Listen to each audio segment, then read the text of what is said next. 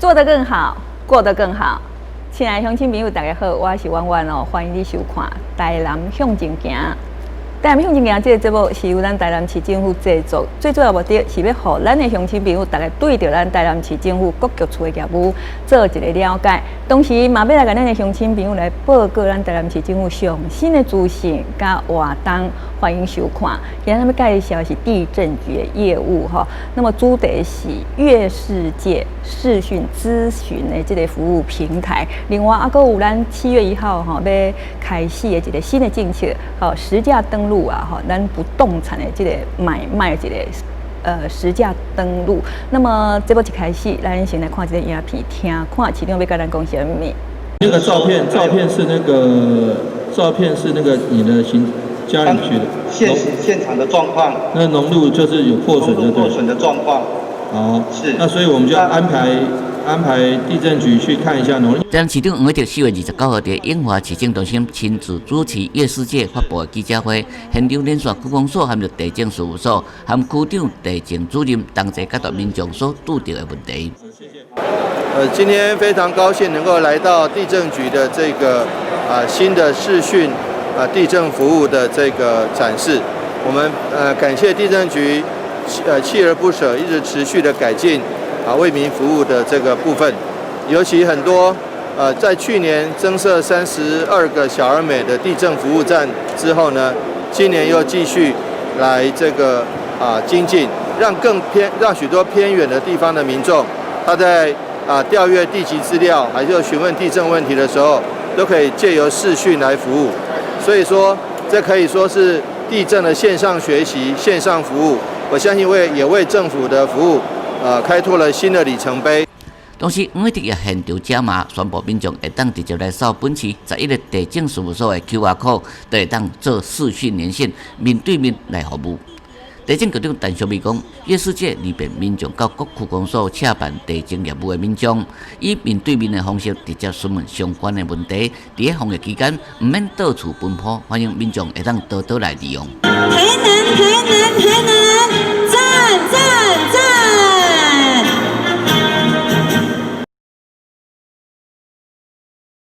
咱知影吼，这个武汉肺炎新冠型病毒的这个疫情吼打乱咱生活的这个节奏嘛，因为安尼吼，咱政府呢衍生真侪新的这个政策出来了吼。那么咱台南市政府呢，伫最近吼为着要来改善咱民众往返咱地政局的这个业务的奔波吼，所以咱地政局呢有一个新的这个业务叫做月世界视讯咨询服务平台。另外还有一个就是咱7月1号就要开始上路啊，哈，就是咱不动产这买卖实价登录的这新制啊，哈。那么到底这两个这个政策呢，有什么种的这个内容？咱今天邀请到咱美丽的局长哈，咱地政局局长陈淑美局长要来跟咱的乡亲朋友介绍。局长你好，主持人好，各位观众朋友大家好。嘿是，那么讲到这月世界视讯咨询服务平台好长哦，吼，我都在。鬼就顾那么哈，就是说，好像这个字面上哈，大家不太懂那个意思哈，行不行？请局长跟咱的乡亲做一个介绍，好不好？跟各位乡亲报告哈，我们这个月世界的咨询平台服务，最主要是要服务远距离比较偏远地区的乡亲哈。那如果乡亲们有任何地震方面的问题，那不方便到我们地政局或地震事务所来联系的时候，可以透过就近在地的区公所，那么到区公所的时候呢，区公所就可以跟我们的地政事务所来连线，好，那也可以咨询地震方面的问题，这样呢会比较方便。是因为咱台南市啦尤其是这个合并升格了第7来人当然他在业务上要去地政局很方便啦我知影东区有嘛咱那个还有一个东南地震事务所东南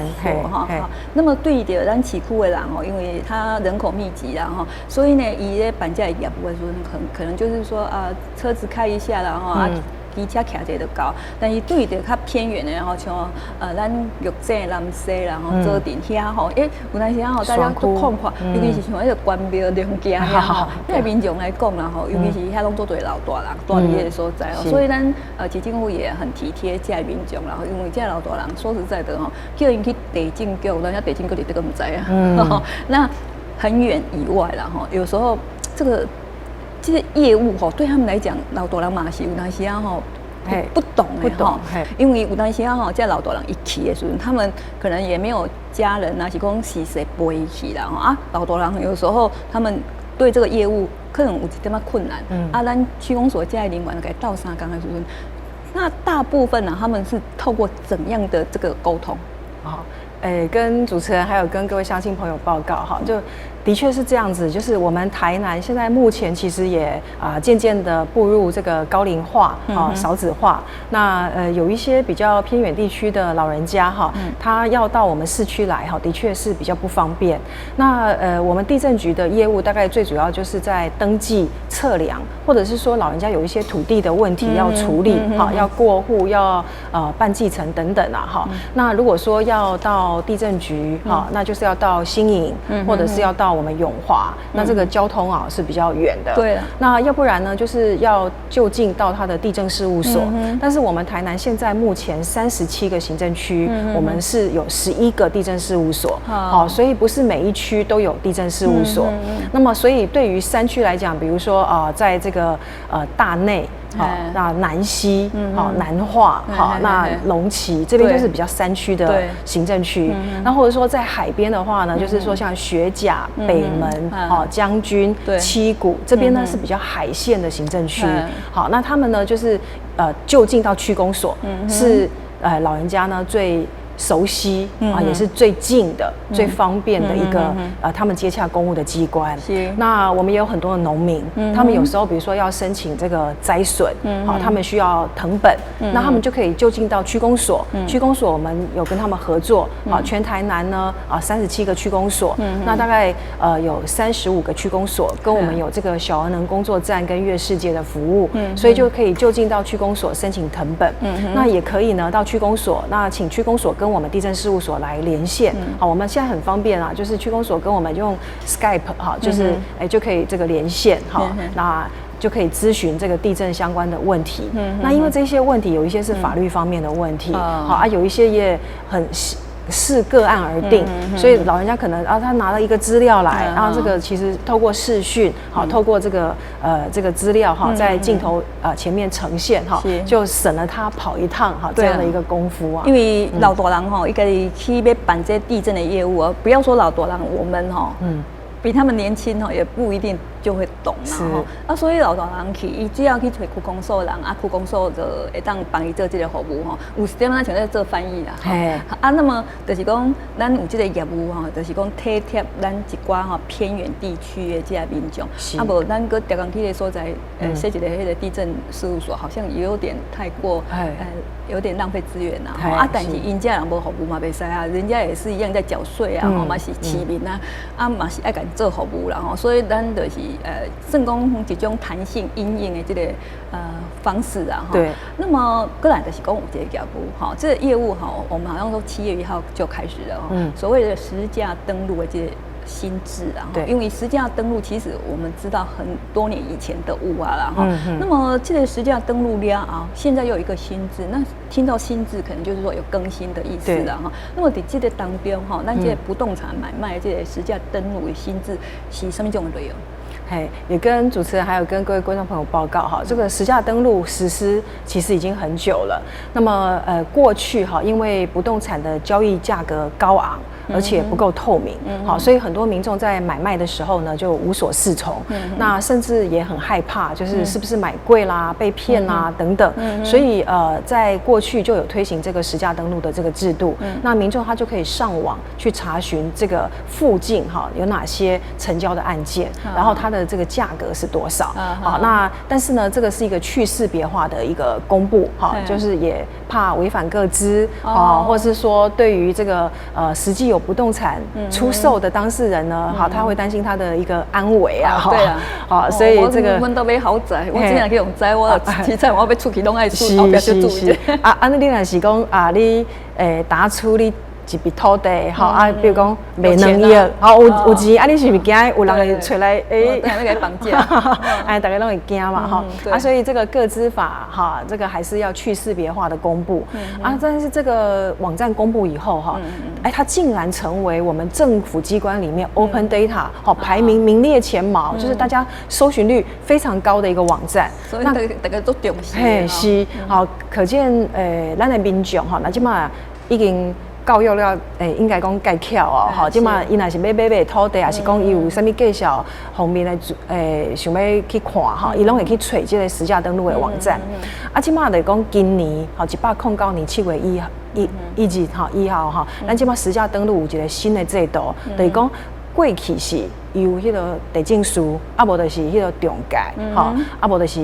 迄个买的人哈，去对讲去登录。啊，地政士的是咱讲，地政士的代书哈，代书去登录哈啊，那伊若登录唔对的话，会罚款。哦，对，哎啊，今嘛今年哈7月1号修法，好修改这个平均地权条例之后，这个实价登录的义务就回归到买卖双方身上，就是说你实际买卖的这个2个人呢，他们要共同一起在办理这个买卖过户的时候，同时就来申报这个实价登录。好，那买卖双方一起来申报，这个有一个好处啦，好，就是说，这个买卖的成交价是买卖双方谈好的嘛，所以这个价格一定是大家认可的，好，然后才报出去，所以这个价格绝对是真实的，好，所以这个更增加了实价登录，好，它这个价格资讯的一个公信力，好，那但是它的新制是呢，它不是说你买卖完了30天内再来报就好了，它是要规定你在办理买卖过户啊，这个收件的时候，同时来申报实价登录，好，所以这是第一点。那第二点呢，就是说这个新制啊，它要申报价格，也要申报价格以外的资讯，好，那价格当然是大家很想知道的，好，但是有时候不动产的买卖哈，光比价格是不准，好，比如说，你是去年卖的，那我是今年卖的，那是不是有1年的时间差？那所以呢，这个什么时间点买卖的这个要申报哈，那1年的时间差，今年会不会因为疫情的关系，价格就比较高还是比较低？好，所以这个是第一点。那第二点呢，就是它也要申报这个标的物它附近的环境，好，它这个个别的一些情况的资讯啊，比如说我们2个的房子都在中西区，好，但是你家呢是在这个面临大马路，啊，我家是在小巷子里面，所以价位就会不一样。所以呢，民众他会去看到，就是实价登录呢，它除了有价格资讯以外，它也会有这一些细节的资讯啊，方便他去做一个价格的比较。有的人吼，一世人要买一间厝啦，是啊，所以吼，谁啊那迄个频率较悬的是安尼，一定爱吼，安尼做斟酌诶，对，因为吼，这开这钱吼，就是讲开大钱，对，那个钱对他来讲哦太重要了，是啊，买这间厝吼，我就讲啊，有当时可能他一世人买这间尔吼，所以一定要做用心做斟酌的。那我们有这个实价登录哈，就是讲做常客，让他对这个地方哈，伊的这个所在，伊的买厝的介绍有一个大概的这个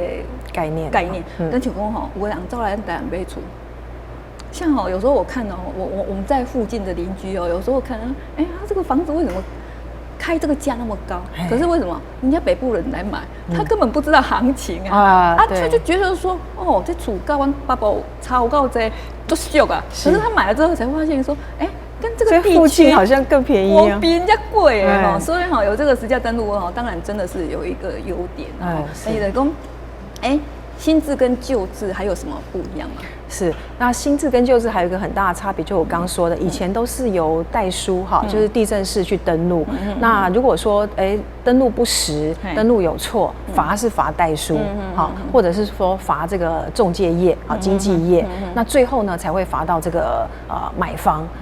那但是现在的新制不是咯，我要跟各位乡亲各位观众朋友报告这个现在新制的话是由买卖双方自己来付这个实价登录的义务。好啊，所以如果说漏报了，或是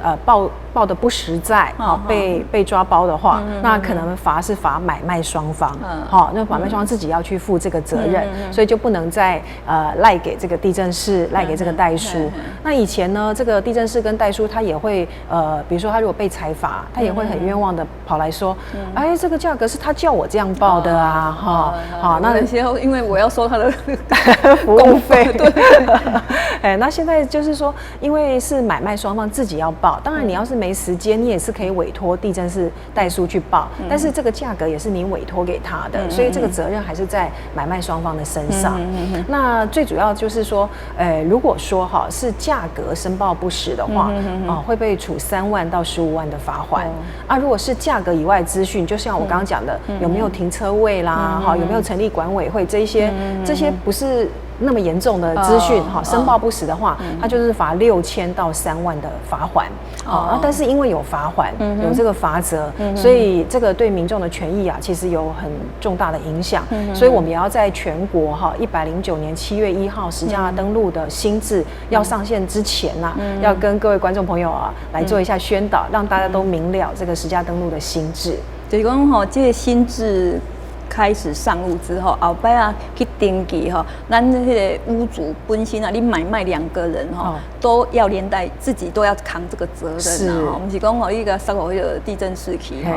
就拢无代志啊，所以咱家己一定要承担责任啊。那么就是讲这个当中啦有时候如果说他不是真的很故意的话，敢有法度讲讲一下人情。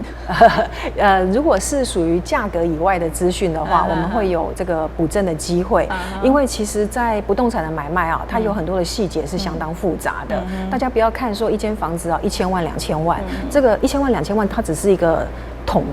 统包的一个价格，好，它里面比如说你一间透天2000万，那它里面可能包含说你的地坪可能有40坪，那你的建坪呢，可能比如说有这个90坪，好，那除了这个以外啊，它其实还包含说，你社区有没有中庭花园，好，那你有几个停车位，好，那你有没有成立管理委员会，好，然后你这个建材，好，建材用的是什么，好坏等等，所以这个2000万里面其实有太多的这个小细节去影响了它的价格，好，所以这个相关的交易资讯也是很重要。那这些交易资讯呢，我们就会给他一些补正改善的机会，因为坦白讲，在中古屋买卖的时候是卖方卖给买方，可是当初这个社区或这个房子是怎么样规划设计的，好，它的产权是怎么分配的，其实说实在，民众也都不清楚，应该是当初第一手的建商是最清楚的。好，那但是你到中古屋要转手资料，要转手的时候，以前那些资料可能都不见了，好，那也没有了。那他因为这样而报错，其实我们也不忍苛责啦，哈，那就是会给他一些补正或是说明的机会啊。但是这个价格资讯呢，是一定要报对的，因为买卖双方你们到底1就是1，2就是2。你买2000万，你不可能说，我报1000万，明天就忘记，然后我会报错，这个好，那你还要去证明说你有老人痴呆，是，你有失智症，你忘记了，所以这个价格资讯是比较严重一点的，是因为一边的是讲有地政士嘛，所谓地政士的，因为是经过科技专业，可是我们一般的民众啊，我们没有这一方面的专业啊。是。那现在丢给我们自己去扛的时候，我们当然会怕说，我们本来就是不懂，我们才会请地政士去帮忙嘛哈。那现在安内是不是会对我们这些屋主或是买方卖方来讲，对他们会造成很些困扰？是，这个也要跟主持人还有跟各位观众朋友报告哈。这个我有2个建议啦哈。第一个建议就是说，我们在买卖的时候，如果说要委托地政士来办理的时候呢，我们呼吁大家要找这个合格的地政士，也就是要经过国家考试及格的这个专业的地政士。第二个呢，这个他不仅要国家考试及格，第二个他还要这个加入当地的工会。第3个，他要跟我们地政局呢来申请备案，不管是这个地政士的本人，或是他事务所里面所请的员工，这个登记助理员，都要跟我们地政局呢来登录备案。同时，他们这些人的资料，我们都会把它上传到内政部地政司的网站。也就是说，这些行业里面合格的从业人员都是纳管的，都是有被管理的啊，民众也不会说被骗了以后或者是怎么样呢，他求助无门。好，那所以如果要委托地政士来办，就呼吁大家要找合格的业者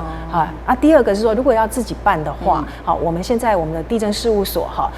为了这个实价登录新制的上线，因为坦白讲，很多的民众他一生也才买1次或2次，他其实对于这些流程他是不熟悉的，所以我们地政事务所已经准备好了。好，我们地政事务所呢，第一线的服务柜台有包含实价登录的柜台有包含我们登记的柜台，我们所有的这个从业人员呢都很竭诚、很热心的，好来为民众服务。现在就是便民啊，民众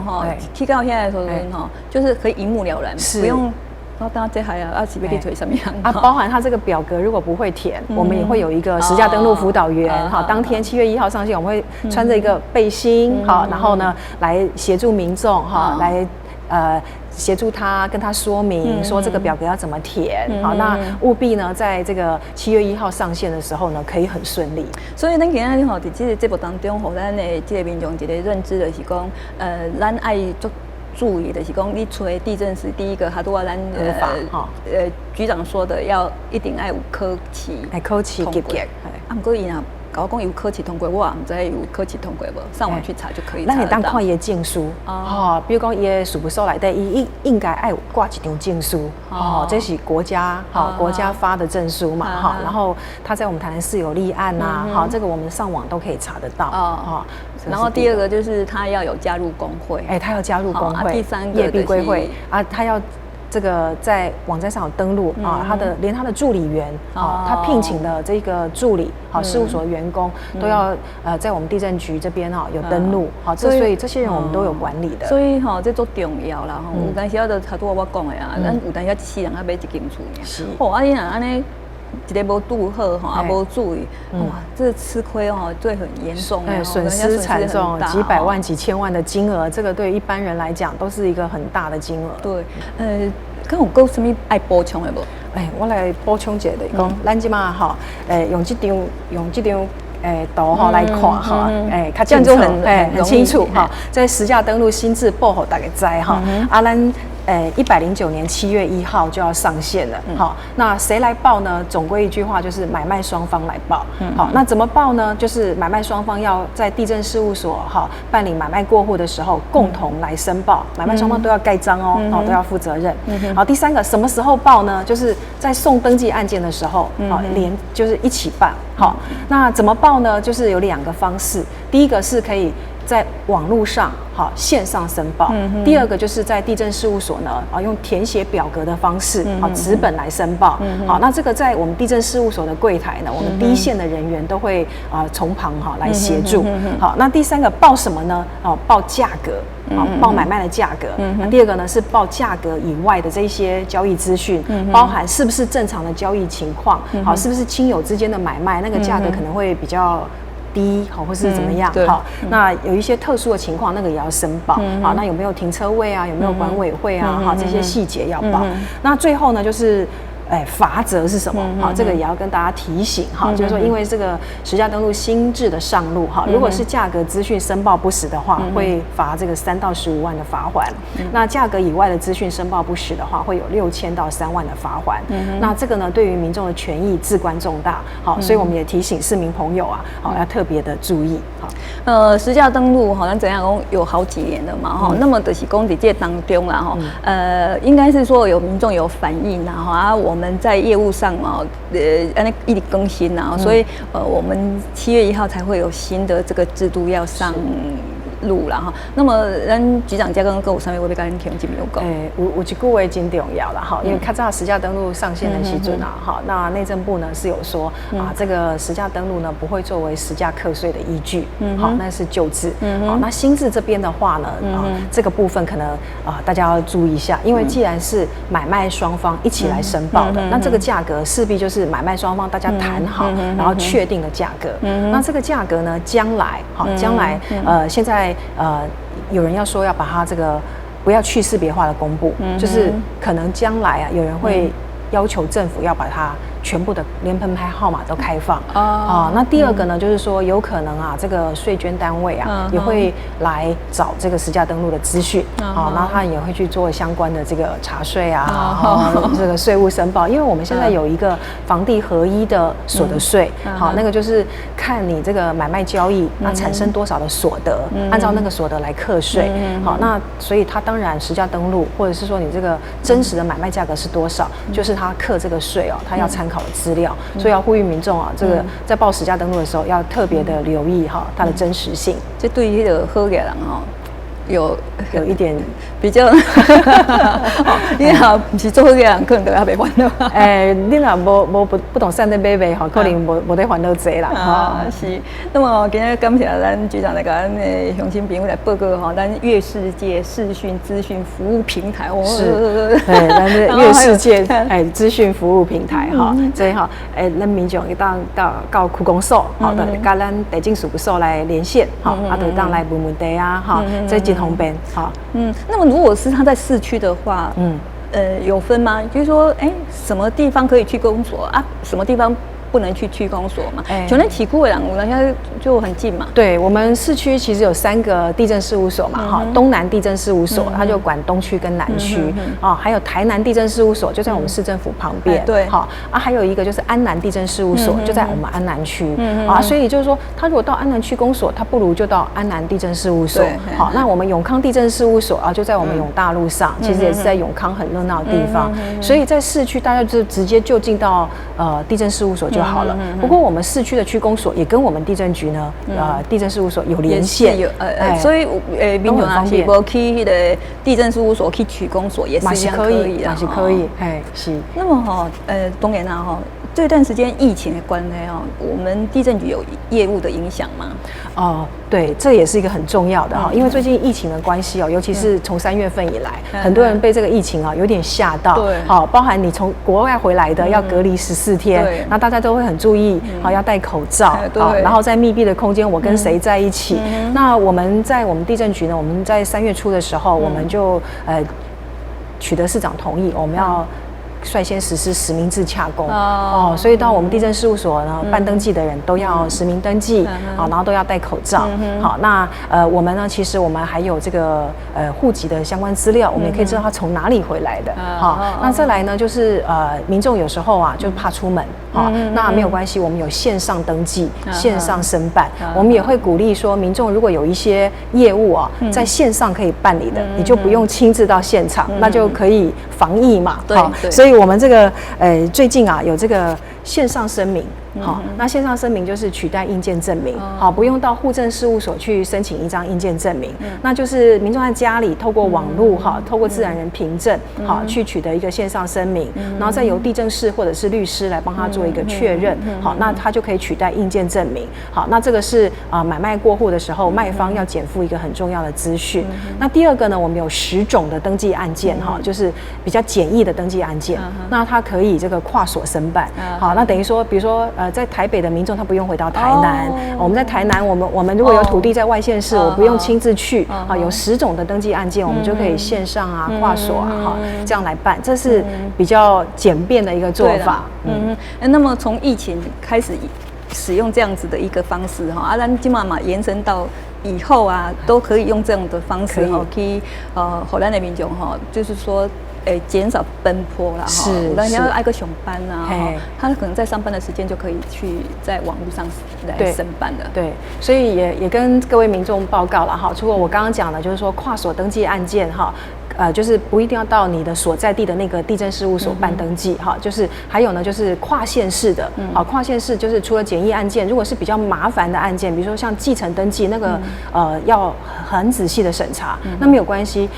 全国所有的地政事务所它都提供代收代寄的服务，就是说，我好像也不用坐一趟高铁跑去台北，我就把它寄去，好，那他办好他就会把它寄回来。好，所以这个也是一个很贴心的服务。那甚至呢，我们台南也有很多是外县市旅居台南的乡亲，我们还有一个所谓远途先审的服务，就是说啊，比如说你台东的乡亲来到台南工作，那他要办理这些相关的业务呢，他可以用寄的，或者是说他不确定他送一次会不会过，那跑一趟台东嘛，又很远，好，那他就可以启动我们这个远途先审，好，那先帮他审好到底缺什么证件啊，缺什么东西，一次跟他讲好，他呢要补呢会比较快，不要说让人家跑很多趟，结果都没有办好，好，这个也是浪费民众的时间。是，今天感谢哈，咱地政局陈淑美局长，感谢，那么感谢咱的乡亲朋友你的收看，谢谢，